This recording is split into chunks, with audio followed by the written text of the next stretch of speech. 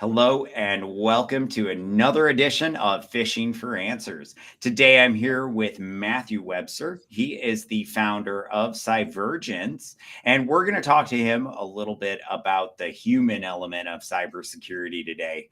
Matthew, maybe you can start by telling us something interesting about yourself. Sure. I live in New York City, but I'm also an outdoorsy guy. A lot of people find that to be a contradiction, but it's something I definitely love. So, very definitely well-rounded, very New Yorker, but got other sides to me too. Well, I will say, I mean, there's nothing like the urban jungle to go exploring in. I'll tell you, some of my craziest and best experiences are just getting lost in massive cities. Although it's pretty hard to get lost in New York City, but not so hard to get lost in Guangzhou, China, though. I will say I'm that. sure. Okay, so you've been in cybersecurity now for 25 years. Tell us a little bit about your experience. What you've done in cybersecurity, what you found that you love, just what's your passion in cybersecurity here? Oh, the big picture. My passion, if you're to nail it down to one thing, it's all about risk and how do you communicate with the board of directors? How do you communicate with the CEOs? That's where my passion is. But it's all those details. And part of what it is, you have to understand vulnerability management. You have to understand penetration testing, incident response, forensics. I mean, the whole list of everything that goes into that. You have to be a student of the human element. You have to understand what motivates people. How do you make changes within organizations? To me, it's all about that big picture by utilizing the small picture pieces. So, Okay. So in the human element, there's a couple different schools of thought, and one of the questions that I always like to ask everybody right out of the gate is carrot or stick, and why? I know it's not quite so simple, but let's yeah. pretend it is. Let's Okay. pretend it is. So if I were to simplify it, well beyond the 80-20 rule, I would say my preference would be the carrot over the stick. Though sometimes you do need the stick. I'm going to put that on the side because you want people to be motivated. Like I'm a big fan of gamification, for example. If you're talking about phishing testing, see who clicks on the links the least for that. If you can start to do that and start to incentivize and get people interested and motivate in a certain way, I think that goes a long way towards changing behavior. Of course, you're never going to be perfect, but that's just a tiny example of how you want to approach things. But some of it, I like to, let people do the work themselves and kind of come through with things. Then if they come to the conclusion, they're more likely to buy into it. So sometimes asking questions is a really critical part of that. And so that's part of the carrot methodology. But there's so many different nuances that can go into something like that. This could be a topic of its own for just an hour. So, Oh, absolutely, and I tend to agree with you that the carrot is certainly the more effective of the tools in our arsenal. It goes back to that old adage: you catch more flies with honey than you do with vinegar. I think it's very key in what we do. Now, you said that when you're in cybersecurity, particularly cybersecurity leadership, you have to understand the human element, you have to understand risk, you have to understand patch management, vulnerability management, and different things like this. On the human element, what are some of those more critical things that uh, maybe lessons that you've learned over time, or things that you feel that people need to learn to really be effective at handling that element there? so I think it depends on the context. So a lot of the errors that are out there are related to human error because, and all of us make mistakes. I make mistakes. You make mistakes. The whole world makes mistakes. It's just part of being human. It's part of being alive. And some of that is about, well, what actually happens and how are you going to approach that? Because you don't want to beat somebody over the head because they misconfigured something on accident. But if you look at the vulnerabilities and you look at the breach reports, quite often misconfigurations are the cause of breaches. Oh, We see absolutely. that in the cloud environment quite a bit. So to me, it's like, how do you begin to work with that? So there's a lot of different approaches you can take. I mean, I'm a big fan, like from a cloud perspective, using with the CASB, SASE, CNAP, whatever tool you want to use to monitor what's going on. Sometimes that's a big help. So I'm a bit of a philosophy guy as well, but there was a great book that was talking about something called the panopticon, but they were looking at it from a monitoring perspective. And what they did is they had everybody in the center, they had a monitoring group in the center, and the outside, you had another round circle. So it was like a circle within a circle, and you couldn't tell who was monitoring you because the people were behind the lights that were shining on everybody else. So if you monitor people, they don't know, their behavior starts to get a little bit better. So if you're saying, hey, there's a cloud misconfiguration that I'm worried about, and you have a tool that's monitoring for that, people tend to do a little bit better in what they're doing, and they tend to pay a little bit more attention. Mistakes still happen, but that's part of the human element, kind of recognizing where those are in. Hey, it's just there. Let's catch it if we see any issues. A big problem is, especially like there's an IT incident, a system is down, you've got people screaming at you, and the IT department says, hey, let's just redo some configuration issues. That's a real ordinary behavior. Like, oh, I worked till like 3 o'clock last night. I'm so exhausted. People make mistakes and you forgive them for that. But sometimes they undo some of the security configuration. And there's a question of, does it matter or does it not matter? And so how do you bring them into the fold and say, hey, let's take a look at it. We had a gap. I respect where you're coming from, and showing that mutual respect towards somebody. And if they're working with you, they're going to say, oh, yeah, sorry about that. I wasn't even thinking last night. Let's go ahead and make some changes and fix it. That's perfectly fine. Yeah. Of course, it depends on the risk of the organization. I'm a big fan of risk aware cultures and how do you build a lot of those cultures. I think that it's an incredibly important part of that whole thing. But for me, it also goes down to like that risk aware culture is very important. Like I'm working with a client right now on this CSF. Now, what's interesting about the assessment criteria, they're about a whole area of cybersecurity known as integrated risk management. GRC, governance, risk, and compliance, is the old term for it, but Gartner started using integrated risk management. And this CSF actually pulls on that. And so you try to figure out, are you adaptable? But what's hidden behind that, or kind of built into that, is creating that culture. And companies that I've worked with tend to be far ahead when you start giving them a goal. It's like, look, this is a $100 million risk for every day this is down. Whoa, that changes the behavior. If you say it's high risk, okay, everything's high risk, whatever. They develop a different attitude. But if you say, look, this is $100 million risk, they're going to treat that with gloves like on. And so they're going to make sure they're paying attention to things in the right way. So my point is, there are so many different approaches you can take in terms of education, in terms of getting people on board and recognizing the context and how do they fit into the big picture. Because a lot of times people feel isolated, especially in larger corporations. Everybody's looking at a tiny fraction of what you would from from smaller corporations. So their view isn't really there. So how do you bring them into the fold? You've got things like champions programs and other things that you can do. But in the end, all these are ways of affecting human behavior. With a champion, if you bring somebody into a program, like I've spoken about this in the past with, say, an application security program, you bring them in and you have a friendly face that's in there helping them and working with and part of their team, that can be incredibly valuable. So there's a lot of different approaches you can take to champions programs. Either you have somebody on your team that's actually kind of unofficially reporting over to the other team to help them, or you can just have a full champions program where you're educating people as part of that program too. So there's a lot of approaches you can take, but they achieve the same goal. Yeah, so you said a lot there. Let's take it maybe one chunk at a time. Sure. Going all the way back to gamification, I like what you said about gamifying phishing. I really do think that's a critical area, because so often what happens is phishing is a negative experience for employees. They get promised a raise and instead they get in trouble, and or they get a slap on the wrist, or they sometimes even get fired. And so I think that gamification is sort of a really key thing. Do you have any experience with running phishing simulations and having users get upset? And if so, maybe you could tell us a little bit about that story and maybe what you've done to offset that.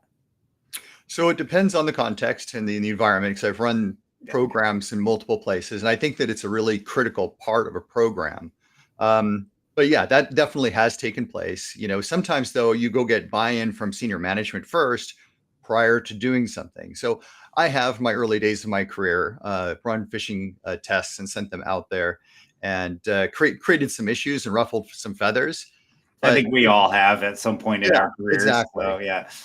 When you're young, you make those kind of mistakes. That's definitely a normal thing. But you sit down and talk to them and you say, look, this is what we've actively seen in our environment, and we're simulating this in order to educate everybody. Is we're not blaming you or anything, but it's an education moment. So you really try to focus on the educational aspect and why are you doing it. And some organizations that have been very, upfront and bold. Here's why we're doing it. To me, this should be in your acceptable use policy. How do you handle that? Do you have this? It's going to be your security awareness training. You let them know why this stuff is there. And I So, think you tell users so that it's not a complete surprise. oh, totally. You don't trick them and say, "Hey, we're going to run this phishing simulation." And I think another part is that you said it like 3 times: education, education, education. And I think so often that sometimes we get into this gotcha game where we're so focused on testing what they'll do and how far they'll go that we forget to hit them with that education. And what happens is that if they never realize that they made a mistake, it's really hard for them to learn from that mistake and not repeat it again in the future. Yeah, I totally agree. It can't be the gotcha culture. If you're doing that, you're creating problems. Like I've never actually seen, I've heard about it, but I've never actually seen anybody fired as a result of failing a phishing exam. I mean, if you do that, you start taking away their money, then you create them nervous. And then it's like when they're nervous, they start making mistakes. It's just not healthy for anybody. So you have to make sure this is not a stick mentality when you're doing phishing testing, for example. Yeah, and how long before your salespeople, their numbers just drop through the floor because they're afraid of their email? I Yeah. mean, at the end of the day, I don't think that I think that we confuse what the goal is sometimes in cybersecurity, particularly when we're younger. Like I know for me, I used to think that my job was to mitigate risk. No, my job is to communicate risk and help you manage that risk in whatever way you want to manage that risk, and help you come up with those compensating controls and things. And along those lines, with these phishing simulations and things like that, I really do feel like sometimes we maybe put the wrong people in charge of it, because we have a lot of very technical people that are very, very good at the technical, but maybe not as good at the communication side and not as good at the psychology side of things. And I wonder if that's not sort of what impacts that. But I will say I hear from it on a regular basis. I had somebody at the show last week, a CISO of a very, very large publicly traded organization, I believe Fortune 500, and he made a comment about how they are fortunately 5 strikes and you're out, not 3 strikes, but nevertheless 3 strikes and you're out. And I had somebody, and I gave a talk earlier this year, and in Denver, and somebody comes up to me after the talk and says, "Hey, you were talking about 3 strikes and you're out. I work for American Express, and they do 3 strikes and you're out." So it's still a very, very real thing, and I'll pick on American Express. Yeah, I mean, your employees tell on you after we talk at these conferences. yeah, I joke. there are other approaches you can take. Like, okay, so if you've got a risky user, like I went up to somebody once and I was talking to them. This is a smaller organization. And I said, "Hey, I noticed you clicked on this link." And they're like, "Well, I have to click on every single email that comes in. What if I miss something important?" They were very serious about this. And that's okay. What you do say, this person's a little bit riskier. Well, why not wall off their particular computer and say, this is something risky. This is a riskier user. You don't blame them. You can start to use zero trust a little bit more around those risky users, but you identify them. Are they that important to the organization? Are they sales? Are they human resources? Are they financial areas? So if you start to understand where they're at, you can kind of assess the risk and kind of figure out what's right based on the company policy. So you can have a discussion like, look, what do we want to do about these people? Here's some options. And then you start to discuss that. You get people on board. That's a much friendlier approach than getting them fired. And you're still doing a reasonable job protecting the organization. Yeah. Well, and I think we got That's to my take. recognize that, these people are experts in their field, just like we are. Oh, They're totally. just experts at different things. And that sort of, I don't know, I lost my train of thought. Okay. So another area that I wanted to dive in around the different things that you were talking about was what types of threats are you currently seeing, and what from a like a human perspective, and is there anything that scares you more than maybe what's normal? Not that's more than what's normal, but I consider like the threat landscape is going up. We expect 4 years from now the number of risks to go up tremendously. It's going to be roughly double what we see today. And I Yeah. remember even years ago, a APT actor had compromised every major corporation in the United States, which is frightening in and of itself. Mhm. But that just says just how bad it is and how bad is it going to get. The already some of the estimates of the amount of cybercrime, 2023 was above 10 trillion. I've seen that from more than one source.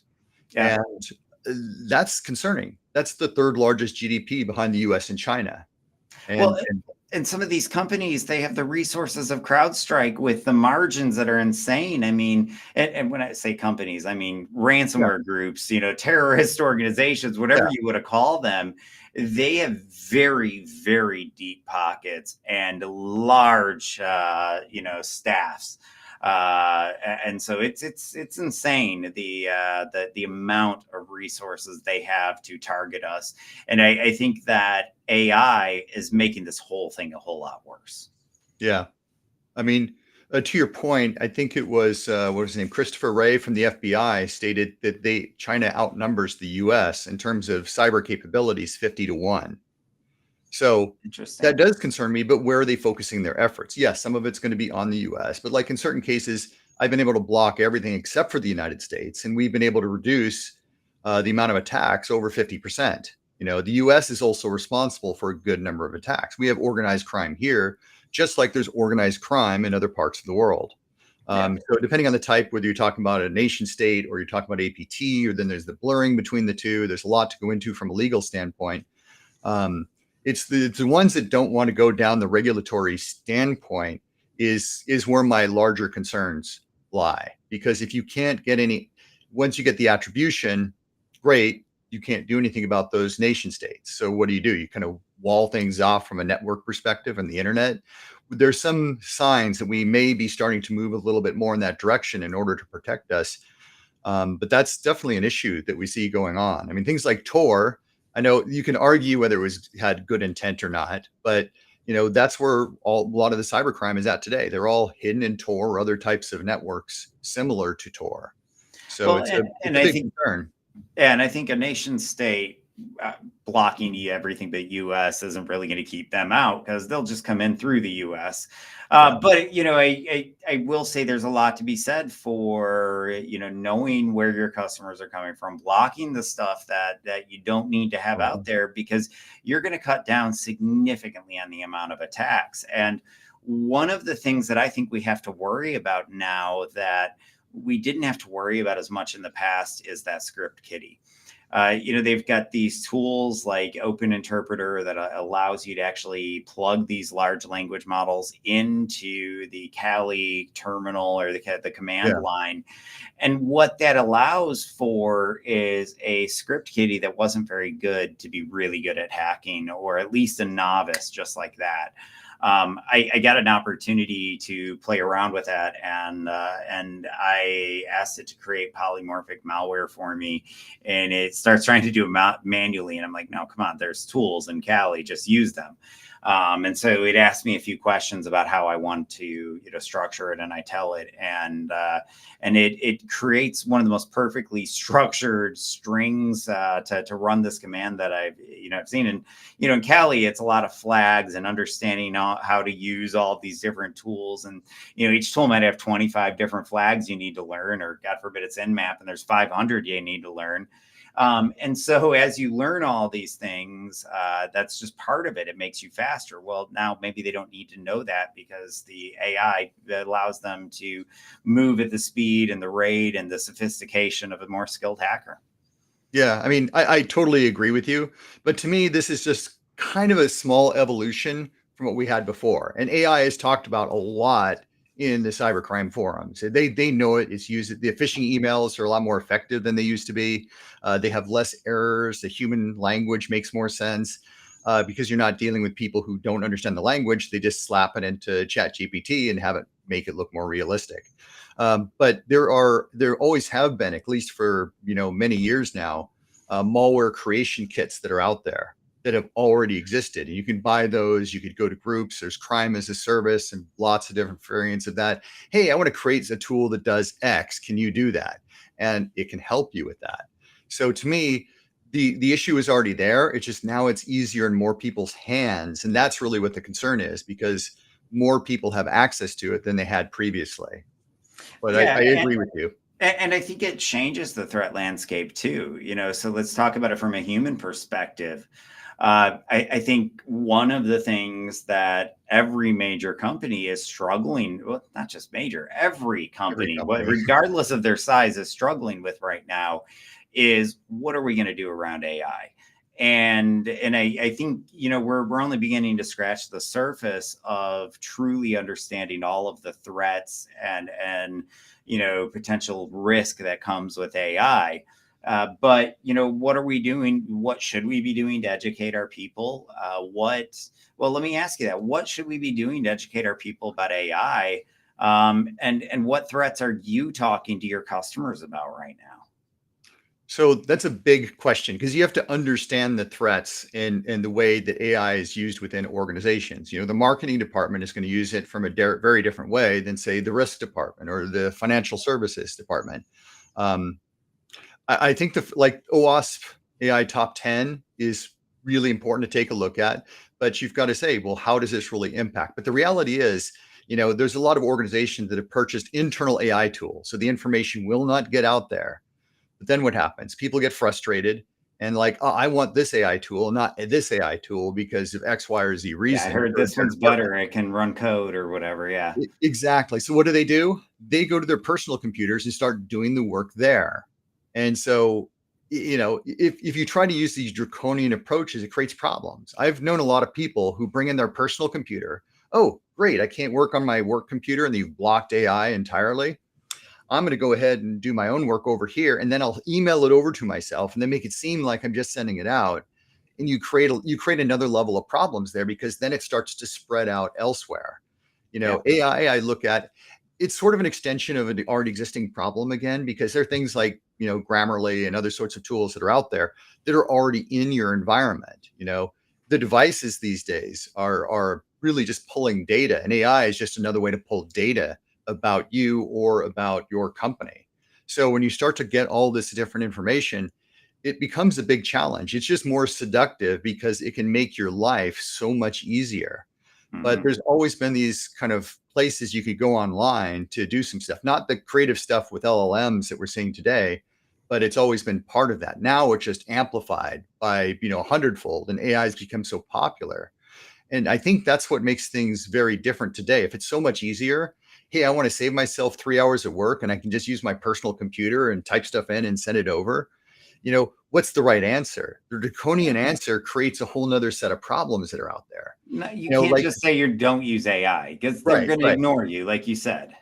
And I forgot the company, but they were being fined because people were doing work on WhatsApp and that wasn't being recorded as a corporate instance. So they didn't have their full transmissions being captured by the corporation. But what do you do in Yeah. a case like that? If you decide to use your personal phone, you can tell them not to do it. You can fire people if you happen to hear about it, but then you create this kind of conspiracy culture. I mean, it all depends on the company. Is it that important or is it not that important? If it's that important, take people's personal phones away. If you've got, national secrets are going to be gone and, millions of people are going to die and blah, blah, blah. Yeah, you should be that draconian in that particular case because you're talking about a large number of people being harmed. It's a horrible situation, but maybe you should stop and think about it. I mean, I'm not a big fan of going down that route because I think you create a whole host of other problems. But Pandora's box is there. Hey, let me just use my personal phone to go check something. I'll check my AI and see what it says. But it's interesting, all these different devices and all these things that are out there, like Amazon, for example, with their music tool, I forgot what the name of it, had to create a HIPAA compliant one just for hospitals. So that's because if you're sitting around a break room, you're listening to music and you have it on. Hey, did you hear about Johnny over in 34B? Oh, that was terrible. He had an issue of this. Like, oh, I didn't, that's HIPAA data. That's from a hospital. It's from a healthcare worker. That's protected. Yeah. It's protected information. You can't have it going out to a random device. Yeah. And so AI is just kind of the same thing. How important is the data? I've worked with companies, for example, that they can't have anything going up because their salesperson leaves. Hey, we'll pay you an extra $1 million a year to do that. And they're bringing in a several $100 million contract with them and they take them to another org. That's huge. Companies are willing to invest for those particular types of cases. So you've got to figure out what are the alternate strategies you have and what's really important.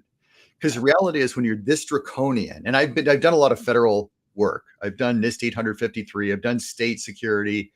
I've worked in high trust and TSACs and a whole bunch of others.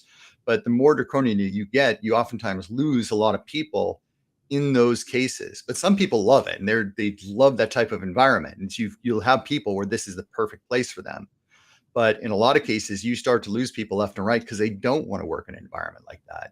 So I think you could use like data loss prevention tools and try to capture, hey, these are all client names and add these types of things into it.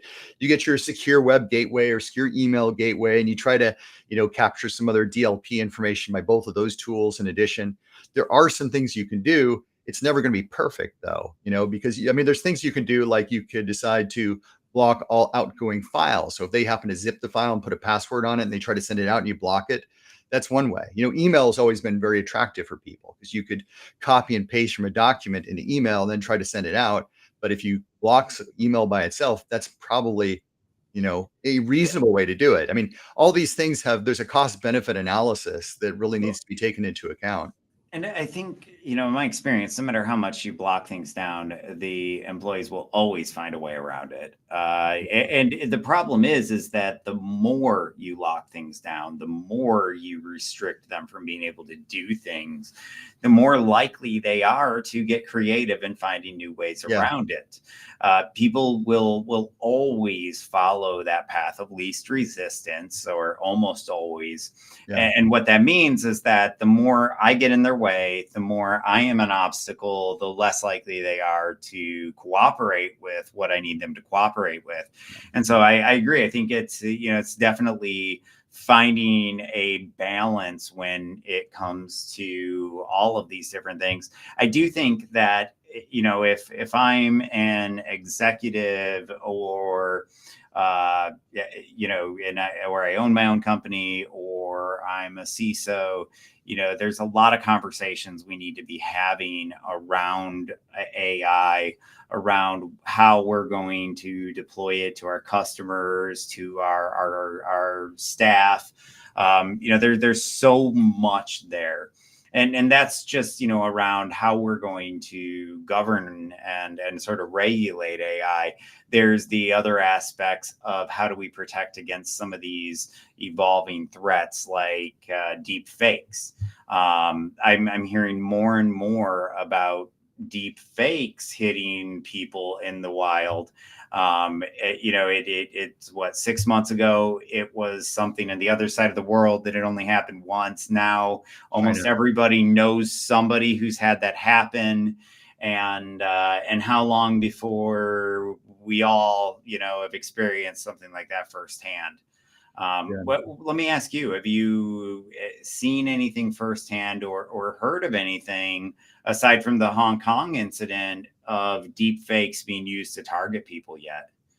Absolutely. I mean, these stories are going out there. Everybody's used to hearing them today. I mean, like I tell everybody who's going to be using it, use a safe word, go through and use these standard basic methods, like the China method. What happened over there in Hong Kong, it could have been alleviated if they had said, well, we have a particular process and you need to follow the process. Now, in this particular case in Hong Kong, what it was, you had multiple executives that were using deep fakes, and it looked like they were saying, you need to get this done and do it now. And here's the information. And they're like, oh, absolutely.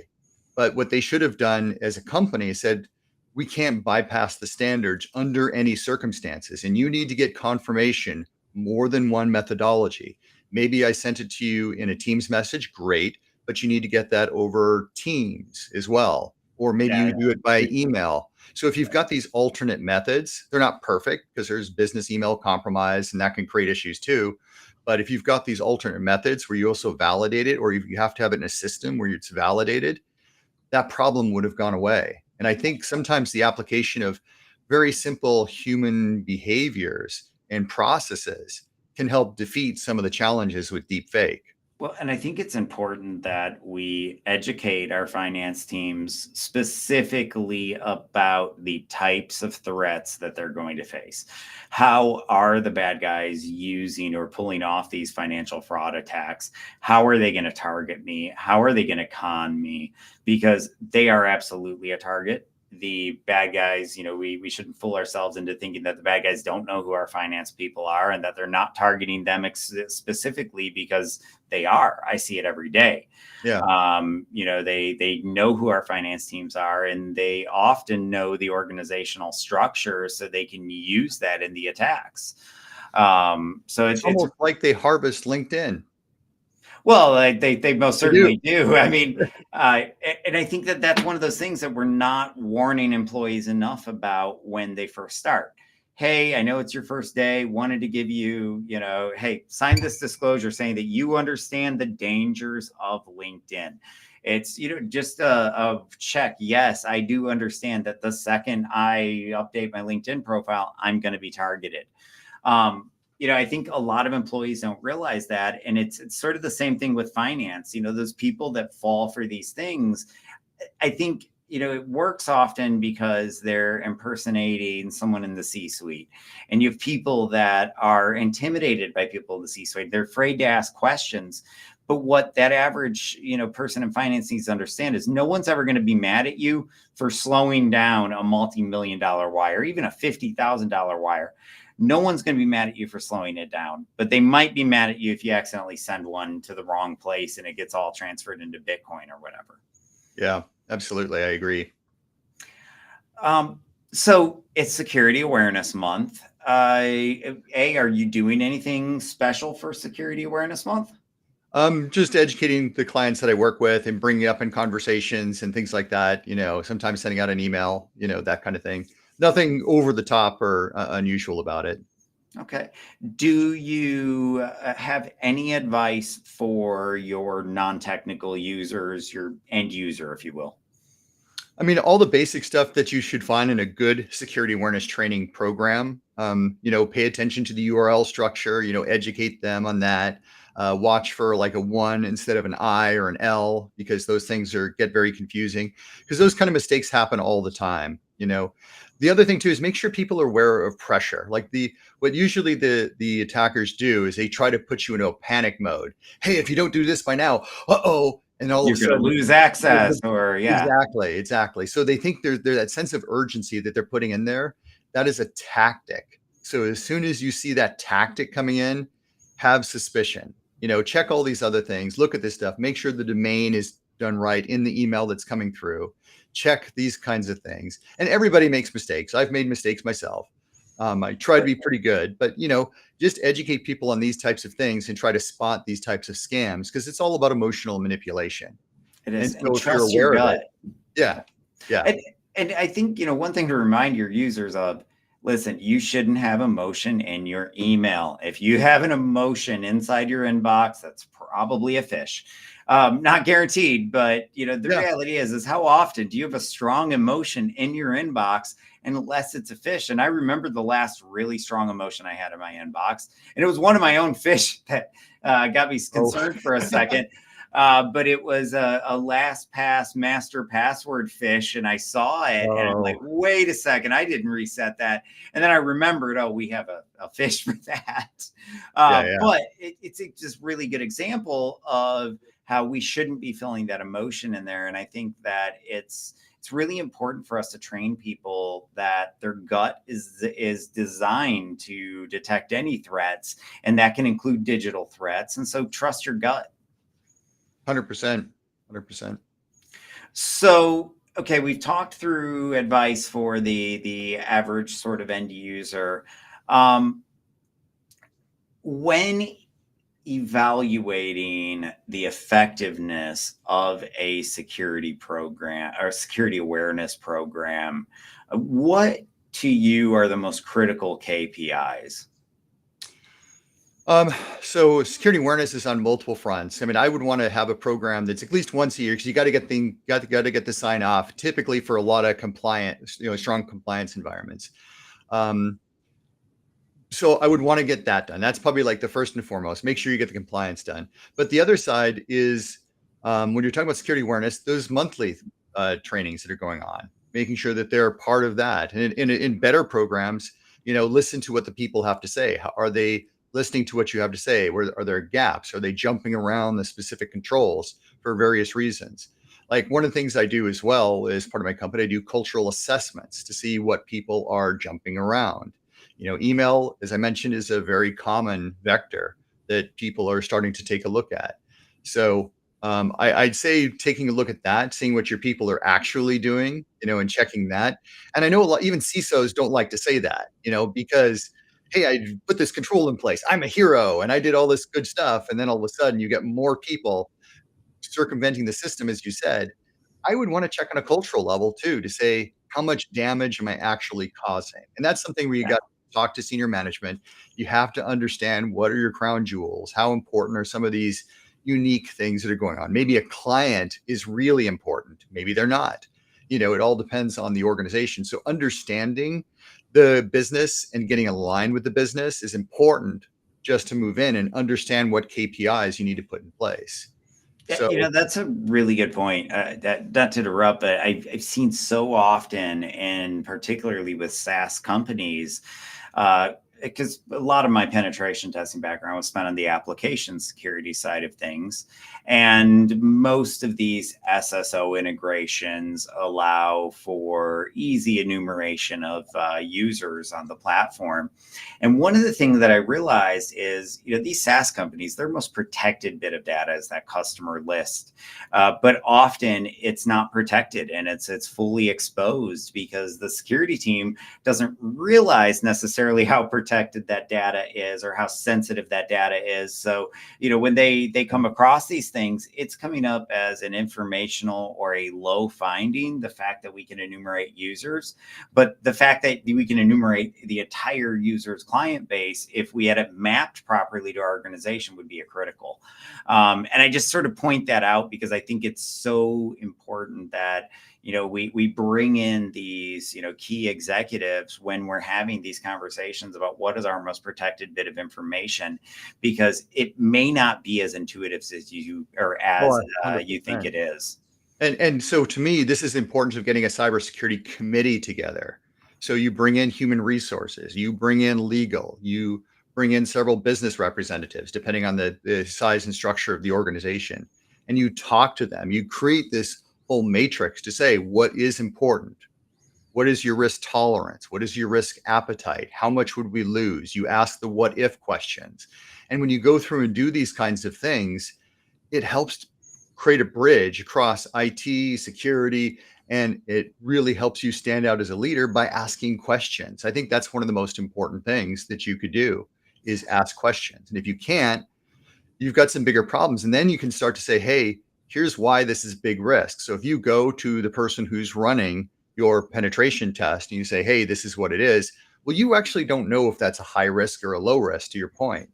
And so once you're aligned, then everything gets aligned better. I mean, to me, this feeds into, like, we do stuff like a business impact analysis. That's critical because then you can align it to your disaster recovery plan. You can align it to your incident response plan. You can align it to everything because you understand how important this is to the business.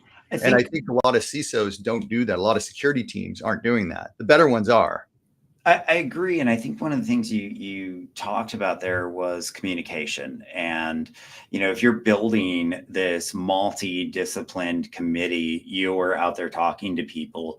And one of the things that I forget which guest it was, but one of the guests that I had on my show last week was talking about is how you have to really get everybody, well, start with why, to get people involved and help them truly understand.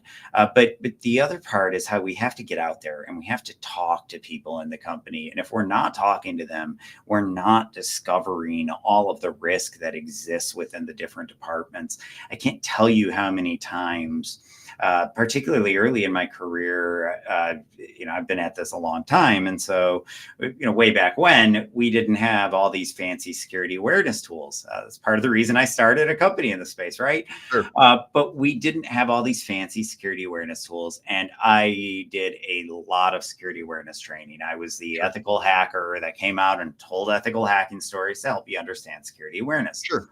I can't tell you how many times somebody would raise their hand and say, well, in my department, we do this. And in my department, we do this. Should I be concerned about that? And be like, yeah, 100%. Yes, you should be concerned about that. That's why we're here. We need to get you in touch with somebody from InfoSec. And I think that too often, because we do tend to be a introvert dominated industry, that we allow our introverted sides to win and we sit behind the screen instead of going out there and building those bridges and those relationships with the org. Totally agree. Okay, so I find that everybody in cybersecurity has something that they're particularly passionate about. You said yours is risk. Give us the quick, 10,000 foot. Why does risk matter and why should everyone pay attention more?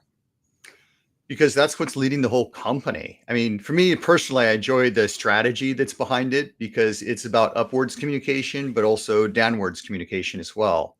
So if you're going to build a risk aware culture, you've got to understand the basics. So this goes back to your BIAs and your crown jewels and things like that, trying to understand what does the business care about. And getting the right people. What does the legal team care about? What does human resources care about? How do all these things fit together in that big picture? Because once you get that big picture, everything else falls into place. It's not even so much of a discussion, when you start to have those discussions. So it's understanding everything within cybersecurity. But one of the things I like to do is sort of step outside the realm of just purely cyber, because cyber is a good place, but maybe we should learn some risk management practices. Like, for example, one of the things I've seen CISOs do sometimes is they'll focus just on cyber risk. That's great. You should focus on cyber risk. I have no issues with that. But they're going to ignore operational risk. So what does that mean? So when you start to look at those, sometimes that operational risk, quite often, in fact, is higher than the cybersecurity risk. And it makes you more business aligned. If you talk about the cyber risk, you could say, well, I disagree with it or whatever. And there's certain points you can go into, but it's kind of a dead end topic. Operational risk, you could start to have a conversation with the IT staff to say, what would happen in this particular case? Do you realize that this? And then you realize this. And then you can start to build in that conversation and start to get them to look at things in a different light. Because a lot of people in IT, they like building things. They're far better than I will ever be at building things and knowing the configurations and putting things in place. They are the builders. They're absolutely essential. But it's also good. Hey, can you get them to look over here?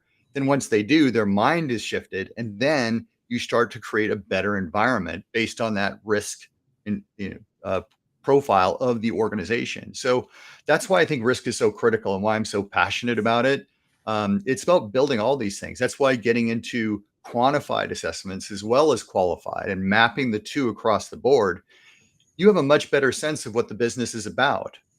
I like the fact that the SEC is focusing on things like materiality, and materiality is about what a common investor would consider important. And that is really good because then you have to take outside the monetary part of it, which is an aspect, but it should not dominate the whole conversation. because you say, oh, I'm Microsoft, I don't care. I've got so much money. That's just not the right approach. Like I came from doing a lot of federal security. And when you're doing the federal security, the risk assessments, they take into account what's the public harm. You talk about a standard corporate risk register. The corporate harm comes in, but only what's my reputational impact? How am I doing that? Whoa, slow down. You know, the cyber people, I think we need to step outside of our standard mode of looking at things and opening up to a lot of these other things, because you get into those what if scenarios, you start to understand just how interconnected everything is. Like I've taken a few legal courses. I'm not an expert, not a lawyer, not going to pretend to be, but at least I've got a better sense of what's going on. And I've had good experiences working with the legal teams and trying to understand where that's at, because that helps with, hey, how should we protect our contracts? What are you getting inbound? What kind of controls do we need to put in place as a result of those contracts? Can we say no to things? Can we say yes to things? And how does that impact the business? And that's really important. So creating a separate risk register from your cybersecurity side of the house, and then having one that's over on the business side or even your third party risk is a really important conversation to get into from my perspective. But that's why I'm so passionate about it. Because in theory, all decisions in the business should think about the operational risk and the cyber risk, because they should be really mapped together, and that should be part of your financial risk for your organization. In theory, I In like where you're theory, going in with that. I theory. feel I like know most of reality. those Reality is its gut. Yeah. I mean, there are departments that are very risk aware. There are, like the C-suite is generally very risk aware. Your finance team is very risk aware. Your cybersecurity teams tend to be fairly risk aware. But then you've got, the departments that have no clue about risk and don't care to know about risk and think about it. So, no, I agree. Risk is our job. 100%. If you're in cybersecurity, your job involves some level of risk management. That's what all of us are being paid for at the end of the day, is to help mitigate that risk down to an acceptable level. You mentioned culture a lot. Before we wrap up here, sort of any last bits of advice, any tips for building a more security aware or resilient culture? So there's a lot. I mean, I do think the security awareness training is important, but I'm a real big fan of ambassador programs. I've seen good success when you're starting to do that, across the board, and making sure that you get that alignment. Sometimes, not having the internal person on the security team doing that, but just doing the ambassador program and getting them involved can do wonders for starting to change that culture. Well, ambassador programs make it clear that everyone's involved in cybersecurity, right? Because it's Bingo. not just the cybersecurity people talking about. It's the department Yeah, head absolutely. of your best division with your worst division talking to each other.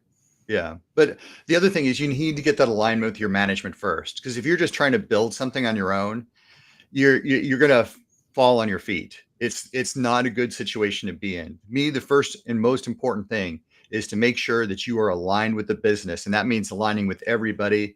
You get possibly the CEO, the COO, chief human resources, general counsel, privacy, everybody, IT, security, everybody in there having that conversation and understanding what the context is. It's hard to argue with that because you put that in minutes. I mean, that's just good management. Once you've got things kind of aligned at the top, things become much easier down at the bottom. We can't be silent as cybersecurity people. We need to inform people. What does that threat landscape look like? How does that threat landscape affect this business? What have we seen? Telling those stories. Stories are absolutely critical. You tell them up at the top, but you need to tell the stories elsewhere too. So, Well, I think it's so critical that just starting at the top in general. I mean, yeah, if the CEO doesn't understand cybersecurity and therefore doesn't prioritize it, it's not that they're not going to care, but maybe if they're not technical and so they sort of see it as not my job, that culture is going to spread through the whole organization. Likewise, if the CEO says, hey, I'm leading by example. This is important to me, and I expect it to be important to you because it protects our company and it protects our, your income, your paycheck. that's when we're mapping it to why it matters to them, and it's coming from the top. So they're so much more likely to engage. I mean, sure, it's great when the CISO says something, but let's be honest, half the time the CISO is ignored. I wish they weren't, but they tend to Yeah. be ignored. Whereas that CEO, they're not going to be ignored when they send that email. I totally agree. I mean, that's why I'm so big on the top first. And then once you get everybody else aligned at the top, then you get the directors at that level. And then it becomes a little bit easier because you don't have, say, a director who I don't feel like doing it, so I'm not going to, kind of pushing that stuff off because they're not part of that circle. And if Yeah. you've got the buy-in up at the senior leaders, they're going to help get those people aligned. And then it becomes a lot easier. I'm very big on that particular approach. I mean, you could, if you're in a 10,000 person organization, you're trying to educate every single user one at a time, you're doomed to fail. The security awareness training is going to go so far. They're going to say, oh, I'm ignoring it. Oh, I just clicked through that thing to get through it. I mean, a lot of people, like, they've been through it multiple times. They don't really care. It's stale. Exactly. You've got to make it fun. You've got to make it interesting. You've got to change it up a little bit. I like some of the security training out there that includes, like, sometimes famous people and things like that, because they do engage. Oh, I remember that actor. I remember this. Yeah. Make them a little more interested in the subject. And Yeah, so I sometimes agree. If like we're laughing, we're learning. Not always, totally. but Yeah. I like to talk about the 4 E's of security awareness training. It must be entertaining. It must be effective. It must be encompassing. So it, covers the different roles within the organization, and it must be effective. So, we need to see it in our metrics, the KPIs that we're measuring. And to me, the most important metrics are, are we reducing the number of incidents? Are we reducing our time to detection? Are we reducing our time to resolution? And all those other metrics sort of fall into those, if that makes sense. Any final words? I think we covered quite a bit. I'm definitely happy to be here today. Happy to be part of this conversation. So, yeah, I mean, it's all about that alignment for me, though. If I were to say one thing, get aligned with the business and then get aligned elsewhere. And that, to me, is what's absolutely critical. And it all starts with communication. So the big theme today, get out there, communicate, talk to the business owners, because that's how you're going to learn what you need to know to protect your organizations. Absolutely.